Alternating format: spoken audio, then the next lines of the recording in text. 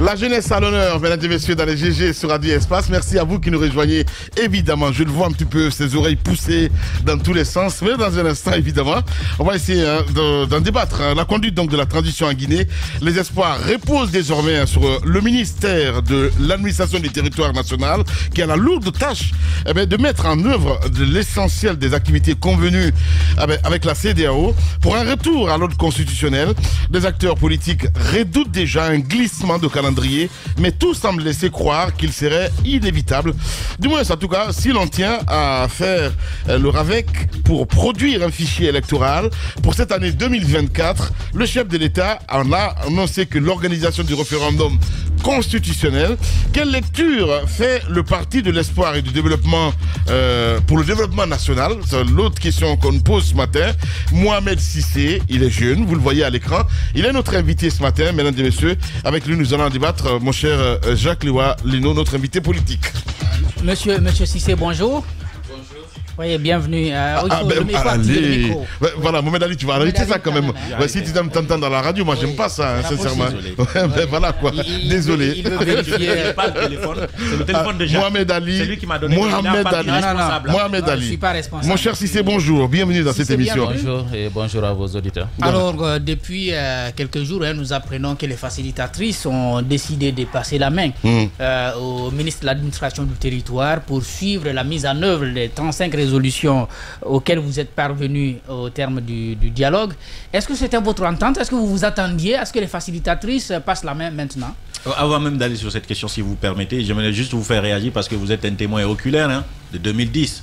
Vous avez vu ce qui a été dit par Madi Findiane et tout ce qui a... Et vous étiez auprès. Est-ce que c'est vrai? Nous avons dit récemment que l'UFDG n'a jamais gagné une élection présidentielle en Guinée. La raison est simple. Nous ne savons pas de ce dont Madifim parle parce que nous n'étions pas à la commande à l'époque, mais ce que nous savons, 2010, vous étiez là quand même. Oui, bon, je parle de la commande des matériels, les fraudes, ainsi de suite. Nous ne parlerons pas de cela. Vous étiez même allié au RPG Arc-en-Ciel sur la à base l'époque. des statistiques, Ouais. le FDG n'a pas gagné. Ouais. Qu'est-ce qui s'est passé? Ouais. Il y avait près de 3 800 000 d'inscrits. Ouais. Presque 3 900 000 parce qu'il y a eu 100 et quelques mille de votes annulés, considérés comme votes nuls ou bien blancs. Ouais. Maintenant, l'UFDG au premier tour avait 777 et quelques voix. C'est ce qui a donné les 43%.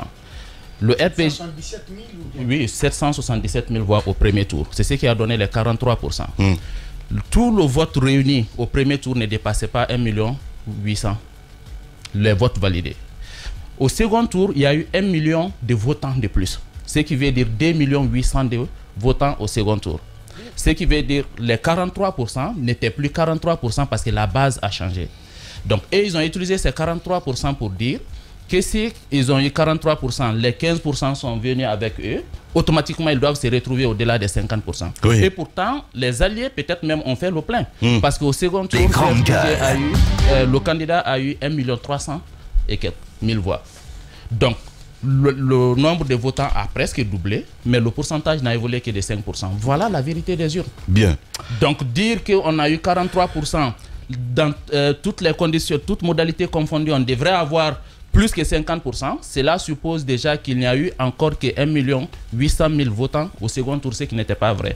Donc, ils ont utilisé les pourcentages pour donner une vérité qui n'était pas une vérité. Ce que je voulais confirmer avec vous, c'est que vous étiez allié quand même au RPG Arc-en-Ciel. Absolument. On sait qu'entre les deux tours, c'est parti jusqu'à plusieurs semaines après. Oui. Alors que c'était censé être plusieurs mois 4 après. mois, Alors que c'était censé être 2 semaines. Oui. Alors, Madifine dit que des choses ont été présentées. Est-ce qu'effectivement des machines de reproduction de cartes d'électeurs ont été présentées comme éléments de fraude?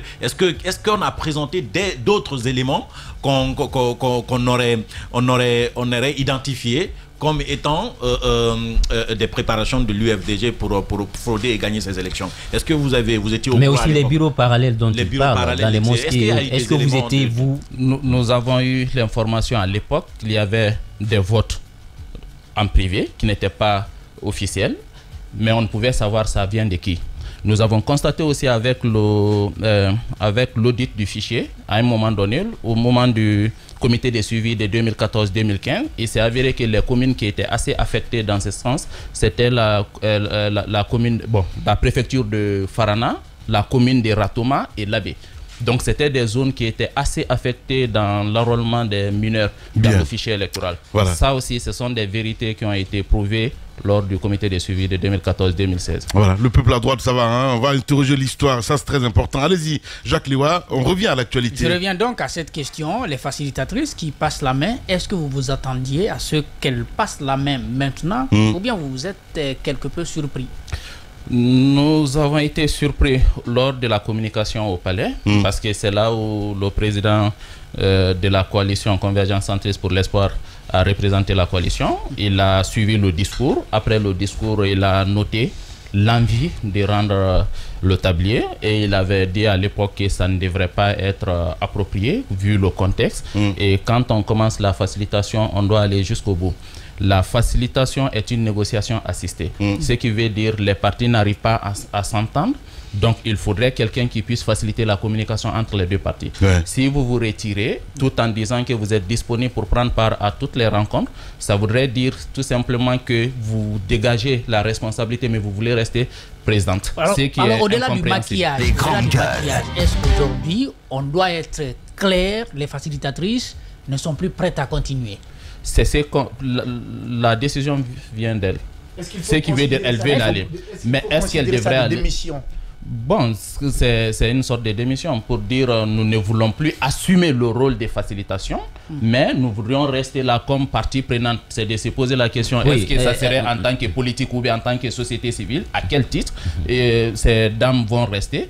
Mais si nous partons vers le MATD, ça serait une négociation directe, mais ça pose problème parce qu'une bonne partie des acteurs du cadre estiment que le retard viendrait du MATD, même si nous estimons que dans un tel mécanisme, il ne faudrait pas particulariser le débat, parce que si dans une soirée, le MATD sort de l'esprit du CNRD, il ne passera pas la nuit ministre. Donc, il faut voir cela de manière holistique. Quand ça coince, il faut s'intéresser au tout. Ça me rappelle d'un débat en 2009, quand il était question du CNDD. Il y a un journaliste qui travaillait dans un média ici. Il a été au Sénégal pour interviewer les gens. On était jeunes à l'époque à l'université. Et tout le monde disait, Dadis doit faire ceci, doit faire cela.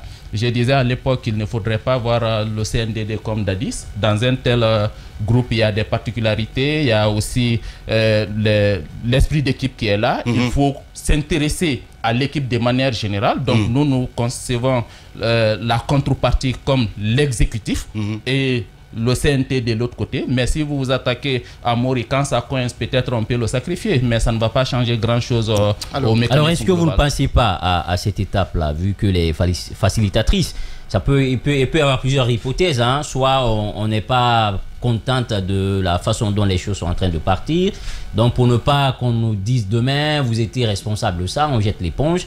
Ça peut justifier, ou tout simplement on se dit on est fatigué, on a d'autres activités à faire, on ne gagne pas assez, on quitte. Est-ce que vous ne pensez pas qu'on risque de se retrouver dans un blocus? Ça change le paradigme, ça c'est une réalité, mais la logique voudrait que la facilitation continue jusqu'à l'installation du prochain président, ce qui n'est pas le cas. La question à se poser, est-ce que les facilitatrices seront remplacées par d'autres facilitatrices, ou bien un cadre peut-être mix de facilitation serait trouvé pour conduire le débat, mais aujourd'hui, vers qui s'adresser si la négociation directe ne marche pas? C'est un problème. Il y a la conférence de coalition. C'est quoi, vous, votre préférence? Oui, pour nous, les facilitatrices devraient continuer. Mais maintenant qu'elles ont décidé de se retirer, quelle explication nous n'allons pas à leur démission? Selon vous, qu'est-ce qui motive réellement? Guiba en a fait qu'à tout à l'heure. Est-ce que parce qu'elles ont constaté que ça ne bouge pas? Selon vous, parce que vous êtes autour de la même table, qu'est-ce qui n'a pas marché véritablement et qui les a contraints à rendre... À partir du moment où elles n'ont pas communiqué officiellement sur les raisons, nous n'allons pas supposer à leur place. Ce qu'il faut noter, quand on vient dans la facilitation, on doit savoir que c'est difficile. Et c'est parce que c'est difficile qu'on est sollicité pour faciliter. Donc, si on se retrouve dans ce cadre, quand il y a des blocus, du côté discuter avec les parties prenantes sur ces enjeux et voir ensemble ce qu'il faut faire. À notre niveau, nous allons attendre la réunion de la conférence de coalition politique et fêtière de la société civile pour réfléchir ensemble. Et la position commune sortirait d'une telle rencontre? Avant la position commune, pardon, excusez-moi, avant la position commune, vous du côté de PEDN, vous n'avez pas de doute en ce moment, vous ne doutez pas, vous dites, ces dames-là ne sont pas parties comme ça.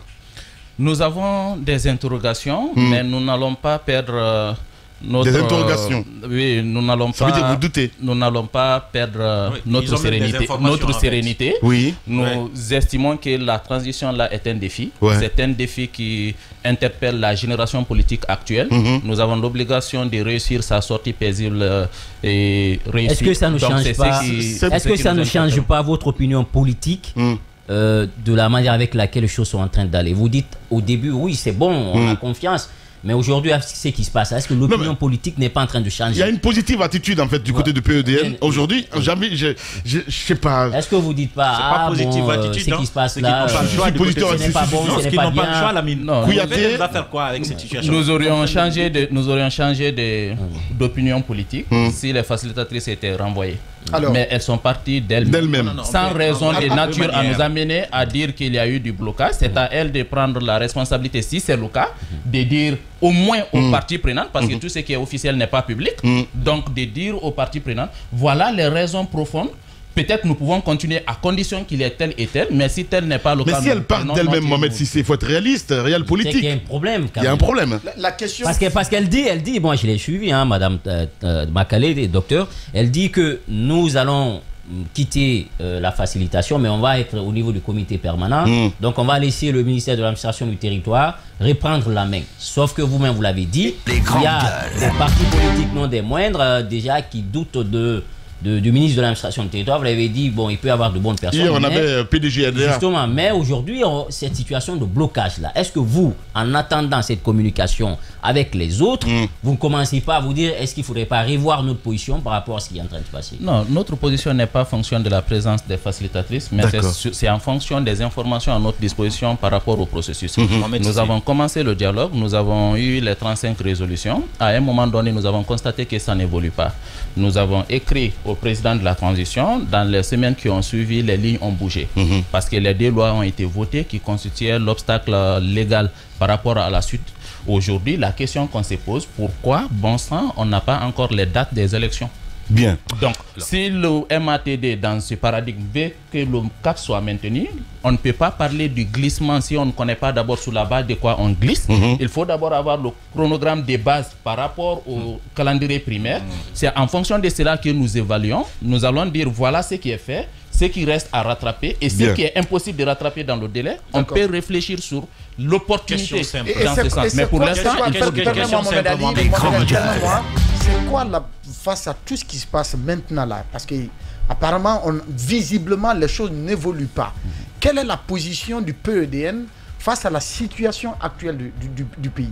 La position du PEDN est qu'il ne faut pas jeter l'eau de bain avec le bébé. La position du PEDN est qu'il faut prendre la mesure de la gravité de la situation et qu'il faut mettre la paix au cœur des préoccupations. Donc, tout ce que nous allons poser comme acte est de nature à sauver la paix. Pour ce faire, c'est d'attirer l'attention des parties prenantes, ceux qui sont censés surtout prendre des décisions pour que le processus évolue, pour leur dire voilà les facteurs de blocage, voilà les décisions que vous êtes censés prendre pour que la situation évolue, pour que la sérénité revienne au niveau surtout des acteurs qui ont pris part au processus de dialogue. Et voilà aussi le facteur d'assurance qu'on pourrait avoir, parce que le président a pris l'engagement à travers son discours de fin d'année qu'il continuerait à se battre pour que les autres puissent rejoindre la dynamique. Mais cela doit suivre les actes posés. Et parmi ces actes, c'est le chronogramme précis avec les dates des élections en fonction de ce qui a été défini lors du cadre des dialogues. C'est à partir de là on verra, d'accord, on devrait sortir de la transition en décembre 2024, mais compte tenu de la nouvelle situation, voilà ce qui ne peut se faire dans le temps. Quel est le temps supplémentaire qu'on pourrait faire par rapport à ces points? Mais on ne peut pas parler de glissement aujourd'hui sans savoir d'abord qu'est-ce qui va glisser. Mais 2024 est arrivé. Mohamed, question simple. Les facilitatrices ont démissionné, comme vous l'avez dit, au PEDN. C'est un problème ou c'est pas un problème? C'est un problème pour le dispositif actuel. N'est-ce pas? Oui. Donc du coup, lorsqu'il y a un problème, est-ce que ça voudrait dire, est-ce qu'il faut s'inquiéter de la future disparition du cadre de dialogue établi? Non, le cadre de dialogue ne va pas disparaître, mais il y a des composantes du cadre qui se sont retirées en tant que responsabilité, mais pas en tant que corps d'animation. La facilitation peut rester. Là, on ne parle pas. Voilà ce qui se passe en fait. Le cadre du dialogue, les facilitatrices aident à ce que le dialogue soit fluide entre les Prenez les facilitatrices comme une institution dans le cadre du dialogue, mais pas comme les individus. Je vais dire que ça passe par eux. Les grandes gueules. Vous les politiques. Et puis les acteurs qui sont chargés d'organiser les élections. Donc le gouvernement, pour que vous vous compreniez, il a fallu ces femmes-là, cette institution, ces facilitatrices. On est d'accord. Donc le cadre existe parce que ces facilitatrices-là existent. C'est elles qui permettent le passage de votre message et vice-versa. C'est eux qui font que vous vous comprenez avec le gouvernement. Maintenant, elles ont décidé de quitter. En fait, c'est comme le réservoir d'essence dans une voiture en fait. Donc elles ne sont plus là. Est-ce que le cadre est toujours pertinent et est-ce que le cadre va résister à l'absence de ces dames-là à un dialogue direct entre vous et le gouvernement quand on sait que d'ailleurs vous ne leur faites même pas confiance? Permettez-moi d'emprunter votre dernier passage. C'est comme si on vide le réservoir de l'essence qu'il contenait. Un autre volume peut rentrer dedans. Ça ne signifie pas que le réservoir est parti. Ah, donc vous attendez à ce qu'on remplace les facilitatrices par d'autres? Il faut de la facilitation, à condition que les conditions de négociation directe soient réunies. Et pour ce faire, il faudrait qu'il y ait une ligne claire par rapport à la suite et des engagements fermes. Dans l'une de ses sorties, récemment, la porte-parole des facilitatrices disait que le retour à l'ordre constitutionnel est une nécessité. Et ce discours n'était pas tenu hier. Ce n'est que maintenant. Et au lendemain, justement, de leur départ de cette responsabilité de facilitatrice. Qu'est-ce que cela transmet comme message? Je crois que vous n'avez suivi cela que récemment, mais ça a toujours été le cas, surtout au niveau de la réunion du comité de suivi du cadre. Ça se disait à sa les grandes gueules. Le Premier ministre ne manquait pas à l'occasion de dire qu'ils vont respecter le délai, il n'aura pas un jour de plus. Et je me demande pourquoi ceux qui sont à la gestion, qui disent qu'ils vont respecter le délai, peuvent rester là et que nous nous substituons pour dire que ce n'est pas possible. En tant que politique, vous observez, ils disent qu'ils ne vont pas passer un jour supplémentaire, mais nous observons aujourd'hui, il n'y a pas de fichier électoral. Aujourd'hui, la question de la loi électorale pose débat. Aujourd'hui, tout ce qui concourt, n'est-ce pas, à l'organisation des élections telles que promis, il n'y a pas de visibilité. Et concrètement, on a l'impression que rien ne se fait véritablement allant dans le sens justement de l'organisation des élections. À votre niveau, croyez-vous que ce délai, cet engagement ou ce discours qui se répète tous les jours, on ne va pas faire un jour de plus, est tenable au niveau du PEDN? L'asymétrie d'information est une vérité dans le dispositif actuel. Mais nous fondons nos prises de position sur la base des travaux techniques à l'interne. Je rappelle que nous avons fait plus de 8 mois ici à dire qu'il faut 24 mois pour la transition, quand le CNRD parlait de 36 mois et les autres 15 ans. C'est suite à cela que la CEDEAO est venue travailler avec le gouvernement pour prouver techniquement que c'était possible en 24 mois. Aujourd'hui, nous avons évalué également la situation. Nous disons que les retards constatés sont des retards ratapables parce que le fichier devrait être disponible en décembre là. Si le fichier est disponible et que le processus de vérification se déroule jusqu'en fin janvier, ce qui veut dire dès février, on était disposé à aller vers le référendum. L'obstacle principal au retour à l'ordre constitutionnel est lié au fichier, pas autre chose. La Constitution, on nous dit que le draft est disponible. Nous disons qu'il faut soumettre au débat public et suivre le cours des choses. La Constitution peut aller parallèlement au processus d'établissement du fichier électoral. Donc, ce qui dépend du fichier, c'est la tenue du référendum. Le référendum, c'est une élection en soi. Les autres élections seront en fonction de ce fichier. Les grandes gueules. Ceux qui disent que ce n'est pas possible avec le fichier, et ils voient le fichier comme un processus abouti. Mais nous disons que le fichier, le RAVEC, par exemple, que ça peut aller à long terme, c'est permanent, oui, mais le processus du RAVEC qui concerne le retour à l'ordre constitutionnel, c'est le fait d'avoir les données des Guinéens. Le reste là peut continuer. Alors, est-ce que vous ne c'est de ça on extrait le ceux qui ont 18 ans Maintenant, le RAVEC à quel niveau?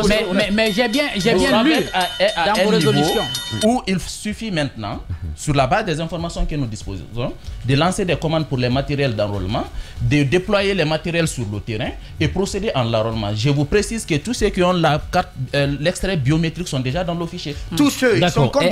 Non, ce n'est pas le nombre qui est important, c'est la possibilité de faire le processus avant de sortir du premier. Cette possibilité, c'est ce qui nous interpelle. Dans vos discussions, vous étiez arrivé à un accord de 12 mois. D'ailleurs, c'est ce qui est dans le chronogramme convenu avec la CEDEAO. Donc 12 mois pour faire le RAVEC.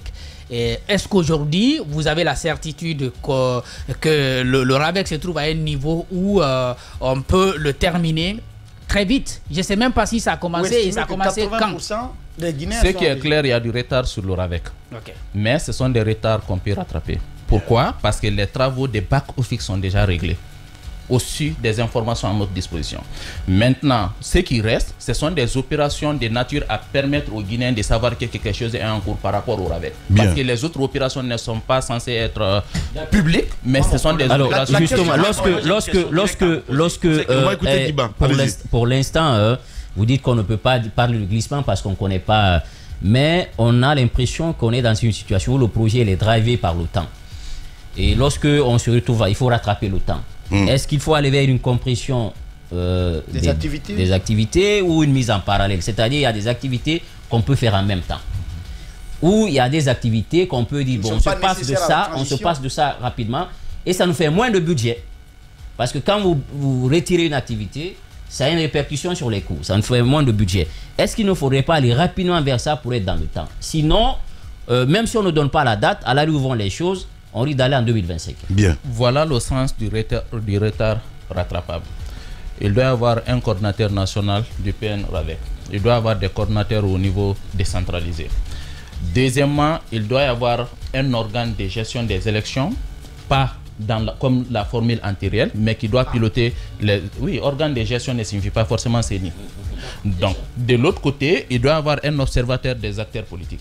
Quand ces institutions sont en place... Parce que vous avez dit dans vos résolutions, vous avez dit que le ministère organisait, et que dans les dispositions transitoires, vous prévoyez la mise en place d'un organe de gestion Le ministère indépendant. Organise ne signifie pas que c'est le ministre qui organise. Il y a une direction ou agence à l'intérieur du ministère spécialisée. C'est un organe. C'est de l'administration du territoire. Oui, effectivement. Absolument. Au Sénégal, par exemple, c'est la direction générale des élections. Voilà, mais c'est l'organe de gestion des élections au Sénégal.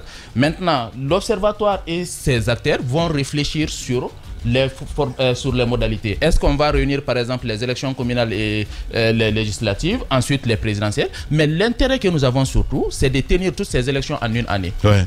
Parce que ça nous permet, ou ça permet au régime qui vient, d'avoir 4 ans francs, si le mandat est retenu dans la Constitution pour 5 ans, avoir 4 ans francs d'exercice. Ouais. En Guinée, chaque année, soit nous sommes à la veille d'une élection, à la veille d'une année électorale, ou bien nous sommes dans une année électorale. Chaque 2 ans, nous avons une élection. Ça ne permet même pas à un élu de dérouler son programme. Donc, il faut se battre pour tenir toutes ces élections en une année, et ça nous permettra de passer du temps de bavardage au temps de travail. Moi, ce qui m'inquiète, c'est que vous ne prenez pas ça en compte. Il y a des activités à sortir de la planification et d'autres à faire en même temps. Absolument. On traverse quand même une crise. Et c'est une crise majeure. On dit même que c'est une crise sans précédent. Donc, est-ce que cette année 2024, qui est censée être une année électorale, ne se transformerait pas en une année de gestion de crise pour qu'on parle de retour à l'ordre constitutionnel et des activités pour le retour à l'ordre constitutionnel qu'à partir de 2025 ou même plus tard? Dans ce cas, la transition ne se limitera même pas en 2025. On ira jusqu'en 2026. Est-ce que vous avez calculé cette dimension? Parce qu'à l'allure où vont les choses, pas de carburant et surtout tout ce que nous traversons en ce moment, je pense que la priorité n'est pas encore de relire la Constitution ou de travailler sur un fichier électoral. C'est comment les gens ils vont mettre du carburant dans leur véhicule, comment ils vont trouver à manger, etc., etc. Je pense que pour le citoyen lambda, c'est ça la priorité. Est-ce que cette année 2024 ne risque pas de se transformer en une année de gestion de crise? Je crois qu'il ne faut pas dramatiser l'avenir. Nous sommes le peuple de Guinée. Ah, c'est les faits, hein? Oui, je parle d'espoir. C'est tout à fait logique. Premièrement, la crise, c'est lorsqu'il n'y a pas de communication entre deux composantes d'un système. Politiquement, je ne dirais pas qu'il y a crise. Il n'y a pas de crise. Du point de vue du point de vue politique. Il y a pas de, politiquement, il n'y a pas de crise. Il n'y a pas de crise. Du point de vue dialogue social, parce que différents, tensions, c'est différent des crises. Là, je vous parle en professionnel de prévention des conflits. Maintenant, en termes de dialogue social, il y a de la crise parce qu'il y a un système bloqué quelque part au niveau des acteurs sociaux, en dehors même de la politique. Les médias sont dans ça, les réseaux sociaux sont dans ça. Il y a un déficit de dialogue dans ce sens. Mais côté politique, au moins, il y a des rencontres entre l'exécutif et les autres composantes. Pas toutes les composantes. Non, attendez, il n'y a jamais eu de dialogue entre toutes les composantes en Guinée. Dialogue si. Attention. Les grandes gueules. 2016. Oui. La première étape pour résoudre le problème, c'est de reconnaître qu'il en existe un. Attendez, janvier. Vous refusez de reconnaître que les autres dialogue politique attendez. Défi dans le dialogue et absence de dialogue, c'est pas la même chose. Le dialogue politique d'octobre 2016. J'étais autour de la table. Tout le monde n'y était pas. Qui sont ceux qui n'étaient pas là? Je vais vous dire ce qui était. Je vais le savoir. Il y avait l'opposition républicaine, il y avait le PDN, il y avait l'UFR, c'est terminé. Il y avait la mouvance. Non, mouvance là, c'est un photo. Et les partenaires, aujourd'hui, qui sont ceux qui n'étaient pas autour de la table en 2016? Ceux qui n'étaient pas autour de la table, oui. Je peux citer par exemple le PDG n'y était pas. Et tous les partis politiques que vous connaissez, tous les acteurs servent à quelque chose. C'est le discours que vous avez, mais vous savez que c'est pas vrai. Du PDN, de l'UFR et des partis membres de l'opposition républicaine, personne d'autre n'était autour de la table. Mais il n'y a jamais eu d'exclusion. Le dialogue là est le dialogue le plus inclusif possible du processus politique en Guinée. Lequel dialogue? Le dialogue qu'on a commencé. Il n'y a pas l'UFR ou il n'y a pas le RPG? L'UFR est un parti politique, l'OFDG est un parti politique, le RPG est un parti politique. Il y avait plus de partis politiques en dehors du dialogue en 2016. Oui, mais il y avait plus de coalitions en dehors du dialogue en 2016. C'est la définition. C'est la définition que vous donnez à l'inclusion. L'inclusion voudrait dire. Attention. C'est un parti qui pèse. J'ai dit. L'inclusion voudrait dire. 3 partis politiques qui ont mené la Guinée depuis 10 ans. Au comité de suivi. Nous étions combien? Nous étions 3. Représentants de l'UFDG, représentants du PDN, représentants de l'UFR. 3 acteurs politiques dans le comité de suivi. J'étais autour de la table. J'étais autour de la table. J'ai le rapport, mais pas que ça. Le rapport, je peux vous le rapport de qui? Je ne l'ai pas. Le rapport qui est issu. Alors juste une question. Du dialogue politique. Vous ne pouvez pas nier. 2016, c'était opposition républicaine, l'UFR, PDN, pas plus. Monsieur Cissé. J'ai pas le rapport ici. Parce que vous parlez du rapport. Moi, je parle du vécu. D'accord, on va s'écouter. Non, attention. Non, vous ne pouvez pas nier aujourd'hui que les partis dont vous êtes en train de on a signé. On va s'écouter. Bien. Donc je suis en train de dire que vous ne pouvez pas nier, c'est ce que vous êtes en train de dire. Vous ne devriez pas nier avec le document. Que les partis dont vous êtes en train de traiter de simples partis sont quand même les partis qui ont mené la vie politique de la nation depuis plus de 10 ans. Ces 10 dernières années, ces 13 dernières années, ce sont ces partis qui ont existé presque. Ce sont ces partis qui ont dirigé le pays. Ce sont ces partis qui se sont opposés principalement. Ce sont ces partis qui ont fait les lois, les récentes lois à l'Assemblée nationale. Ce sont ces partis qui ont participé à des élections. Hein? À un moment donné, vous-même, vous n'étiez pas dedans. Donc, vous ne pouvez pas dire que ce sont des simples partis. S'ils ne viennent pas, c'est comme si le PDG ne participait pas. On sait dans l'environnement, ceux qui ne servent pas à grand chose, les partis là, ça existe. Mais on sait ceux qui ne peuvent pas ne pas être dans le processus électoral en Guinée et que ça aboutisse à quelque Justement, chose. ma question. Vous savez. Alors, ma question est de savoir aujourd'hui, est-ce que pour vous, il est possible qu'un processus électoral aboutisse en Guinée sans le RPG et l'UFDG dedans? L'UFR a démissionné un peu. Le processus électoral qui ne peut aboutir en Guinée, c'est le processus qui va, de manière induite, exclure des composantes. Ce processus n'a pas exclu quelqu'un. Deuxièmement, la signature de toutes les parties dont vous parlez, ce n'est pas le cas. La preuve, quand nous avons claqué la porte, j'étais autour de la table, je répète, le BL est sorti parce qu'ils ont voulu qu'il n'y ait plus de vote au niveau des quartiers. 2016, je vous dis, c'était le 12 octobre, ça a été signé, pour vous préciser. Quand nous sommes sortis, l'UFR a été à la signature au Palais du Peuple. Pour Dr Dean, vous pouvez vérifier dans les archives, était dans la salle. Nous n'étions pas, le BL n'y était pas. Qu'est-ce qui s'est passé? Quand il a été dit qu'il n'y a pas une place prévue pour la signature de l'UFR, il dit que si l'UFR ne signe pas, l'UFR n'étant pas membre de l'opposition républicaine, qu'il ne va pas soutenir, il va quitter. Il a quitté la salle. C'est lui qui a signé au nom de l'opposition républicaine ce jour. C'était Abouakar Silla qui a signé. Je crois que Selou aussi, Baldé a signé. Il y a l'autre aussi qui a signé au niveau. Nous n'étions pas dans une coalition à l'époque. Nous avons été appelés comme un parti politique incontournable dans le processus de dialogue politique. D'accord. Oui, c'est pourquoi les autres sont venus en coalition, nous sommes venus en coalition. Voilà, l'actualité. On va s'écouter. L'actualité, s'il vous plaît. Babila, s'il te plaît. C'est par rapport à la question de Mohamed Ali. Voilà. On va rester sur l'actualité. Vous avez parlé de... Moi, je m'intéresse à ce cadre-là. Vous avez parlé d'inclusivité. Et l'inclusivité ne veut pas dire forcément tout le monde sur la table. C'est les plus représentatifs. L'inclusivité ne veut pas dire qu'il faut... C'est pas une sorte de fourre-tout où tout le monde vient comme une foire. Non. Dans certains pays, qu'est-ce qu'on fait? On regarde sur la base des élections à l'Assemblée, quels sont les partis qui ont la majorité. On regarde dans les communes, sur l'étendue du territoire national, les communes urbaines et rurales, quels sont les partis politiques qui sont représentés. C'est sur la base de ces représentations-là qu'on choisit qui doit venir autour de la table et qui ne doit pas l'être. Parce que l'inclusivité, c'est là ça intervient, c'est de dire qu'il représente une bonne partie de la population guinéenne. C'est ce qu'on, normalement dans certains pays, c'est ce qu'on met en avant. Est-ce que vous ne pensez pas qu'en ne voulant pas aller vers ça, qui nous amène dans cette crise-là? Est-ce qu'il ne faudrait pas tenir compte un peu de ces pesanteurs? Je vais vous revenir. Le parti qui est autour de la table aujourd'hui, qui peut mesurer son poids politique à l'UFDG, au RPG, à l'UFR. Quel est ce parti aujourd'hui? Le PDN, je disais, ça dépend du... Mohamed Ali, on est à l'antenne, Mohamed Ali, attendez quand même là. Il y a une question, Mohamed Ali. Allez-y, monsieur Cissé. Ça dépend du démarrage. Lors des premiers débats, l'inclusivité était relative à quoi? C'était relatif au fait d'avoir toutes les composantes de la société. C'était au-delà de la dimension politique. Vous pouvez vous renseigner. Les premiers débats, dans les mémorandums envoyés par les coalitions politiques même, l'inclusivité était relative à l'implication des politiques, l'implication de la société civile, des syndicats, ainsi de suite. Ça, c'est le sens de l'inclusivité de ce processus.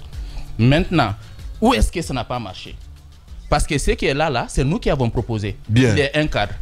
Ça n'a pas marché parce que des gens qui ont proposé la création d'une institution qu'on appelle CRIEF se sont vus interpellés par cette institution et ont estimé que leur interpellation correspond automatiquement à leur condamnation. Peut-être ils se reprochent de quelque chose. Et nous avons dit qu'on ne peut confondre les problèmes des personnes et des problèmes d'institutions. On peut être sollicité par la CRIEF tout en participant à travers le parti. Donc voilà l'obstacle principal lié au processus de dialogue.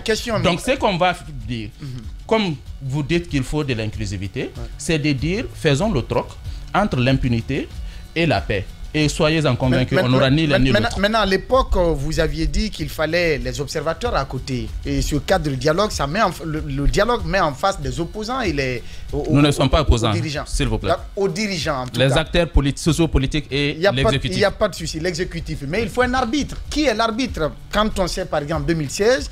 il y avait le système des Nations Unies, il y avait les représentations diplomatiques. Il n'était pas en 2016 comme 2016, arbitre. Si, je te le dis, les Nations Unies étaient là, l'ambassade de France était là, l'ambassade des États-Unis était là, et qui d'autre encore? Beaucoup d'institutions. J'ai les signatures. Demain, le document, dans le Bifor, on va l'exposer ici. Tous ces gens-là étaient là. Dans ce dialogue-là, c'est l'État face à qui? Maintenant, c'est l'autre question. Dans la loi des finances 2024, il n'y a aucun budget prévu pour l'organisation des élections. Est-ce que pensez-vous qu'on va aller aux élections? Pour terminer là-dessus, comment on appelle ce processus électoral dont on parle également, comment pensez-vous, croyez-vous que cela puisse aboutir à quelque chose, ou en tout cas puisse se tenir à l'absence justement de ceux-là qui ont des griefs par rapport à la conduite des Encore une fois, la communauté internationale était là, mais ce n'était pas en tant qu'arbitre, en tant qu'observateur. Je veux qu'on replace les choses dans leur cadre. Ils étaient là, certes, mais comme observateurs. Je ne dis pas qu'ils n'étaient pas là. Ce cadre. Ces cadres, ils étaient là comme observateurs parce qu'ils venaient au processus de dialogue. Si vous fréquentiez à l'époque... Non, pas, le dialogue ne s'est pas réalisé à la primature, ça s'est réalisé au niveau de l'hôtel. C'est le comité de suivi qui continue à la primature. Non, au moins j'ai répondu, vous comprenez qu'ils étaient là, mais ils étaient observateurs, mais n'étaient pas arbitres. Deuxième niveau. Aujourd'hui, nous disons que l'État doit davantage communiquer. Nous avons toujours dit cela, qu'il ne faut pas rester là sans dire le niveau d'avancement, parce que tout simplement ça crée des interrogations inutiles et ça amène les gens à supposer. Sur la question du budget même. Sur la question du budget, nous l'avons constaté, le ministre même en a parlé, il parle, non, il y a un montant, le ministre a parlé de 600 et quelques milliards. Dans la loi des finances? Oui, écoutez. Il y a dans la loi des finances, vous ne verrez pas une ligne appelée élection. Les lignes sont logées dans les départements qui assurent les travaux. Alors, dans le décret, maintenant, il y a 600, si vous permettez, je vais terminer. Si vous permettez, c'est important d'éclairer la lanterne. Le décret instituant l'organisation et fonctionnement du MATD, nulle part il n'est dit que c'est le MATD qui va s'occuper de l'organisation des élections, mais plutôt d'appuyer les élections. Appuyer les élections en tant que tutelle ne signifie pas que le MATD descend sur le terrain pour organiser. Non, si c'est ses services, c'est le MATD. Non, le MATD appuie ses services. ANAFIC relève du MATD. Ce n'est pas le MATD qui exécute les projets de ANAFIC. Donc, il faut qu'on évite la confusion là-dessus. Je disais, les 600 et quelques milliards de francs guinéens prévus ne suffisent pas. Si ça devrait se limiter à ça, peut-être ça va tenir le référendum. C'est pourquoi, quand le ministre a dit qu'il est possible d'avoir une loi de finances rectificative, plus d'une loi de finances rectificatives cette année, nous disons qu'il faut les encourager à aller dans ce sens pour que les élections qui doivent être tenues, parce que le coût des élections c'est autour de 1500 milliards selon leur évaluation, il faudrait, s'ils doivent faire des mutations entre certaines réalisations et les élections, il faut aller dans ce sens, mais il ne faudrait pas laisser des interrogations qui ne nécessitent pas. Et le décret qui a le 18, il faut le permettre, le 18 novembre 2021, il y a dans la lettre de mission qui a été assignée au Premier ministre et chef du gouvernement, il est dit dedans, par le président de la transition, il dit la mise en place d'un organe technique et indépendant de gestion des élections. C'est ce qu'il a dit. La mise en place d'un organe technique indépendant de gestion des élections. D'accord. Le président a pris un décret, le dialogue a eu lieu, le dialogue a fait des recommandations, le président a signé ces recommandations. Ça veut dire que ce décret, forcément, ne peut pas continuer à faire valoir. Non, mais ça, c'est un décret. Vos recommandations ne sont pas des décrets. Vous m'avez pas compris. Le décret, nos recommandations validées par celui qui a signé le décret, puis l'amener à prendre le décret approprié conformément. Sauf que ça n'a pas été abrogé. Ce n'est pas fait encore et ça ne va pas se faire. Au cas où on ne serait pas dans le temps en 2024. Au cas où on ne serait pas dans le temps en 2024. Qu'on arrive à sortir de 2024 pour aller 2025 pour les élections, quelle va être la position? S'il doit y avoir glissement, ça se ferait avec notre contribution en termes de validation. Ça ne se ferait pas en dehors de nous. C'est pourquoi nous disons qu'il faut diligenter la mise en place des institutions pertinentes qui doivent se prononcer. Quel est votre dernier score d'ailleurs aux élections? Votre dernière participation? C'était quoi votre dernier score? Nous n'avons jamais eu notre score officiellement. Le score. Nous n'avons jamais été en deçà de 7%. Nous n'avons jamais été en deçà de 7%. Nous n'avons jamais été en deçà. Et les 7%, ce qui a constitué ces 7% représentait la moitié de nos voix à Massanta. Ça a été décapité. C'était quand? Nous avons toujours eu ce seuil. C'était quand la dernière participation? 2015. Oui. Par rapport même à MBL qui s'est retrouvé. Bien. Oui, c'est pourquoi c'était du théâtre. Bien. Merci beaucoup en tout cas, monsieur Cissé, d'être passé nous voir ce matin. Je vous en prie. Voilà, vous restez avec nous sur Radio Espace. L'émission continue dans un instant. Merci à vous tous qui nous regardez aussi à la télévision autrement. Chez les GG, nous pensons comme JMJ. Dire la vérité. La vérité, qu'elle plaise ou qu'elle blesse, est une pertinente attitude de sagesse. Le journalisme est la plus grande aventure humaine car il est mission, passion, vision, interrogation, immersion, quête de vérité et conquête d'objectivité. Écoutez les GG tous les matins sur Radio Espace en simultané sur Espace TV, Espace Région Bokeh, Labé, Zérékoré, Kindia sur 99.7, Cancan sur 99. Les grandes gueules sur Espace ou la messe des sans-voix. Radio Espace, Espace TV, les GG, le mur du jour. On revient aux fondamentaux, évidemment. Faire de la radio et la télévision, c'est invité chez nous. Donc voici, allez, Aïssata Sané, elle est avec nous ce matin pour le mur du jour. Ma grande Sané, allez, voilà. Voilà, c'est bon. Ça marche. Alors, ça c'est également, on a pris les 3 derniers. Il y a Mohamed Ali qui a pris 3 murs. Ouais. Madifing Diani en a pris 5. Et puis Babila Keïta en a pris. Devine Lamine. 4. Plus. 8. Moins.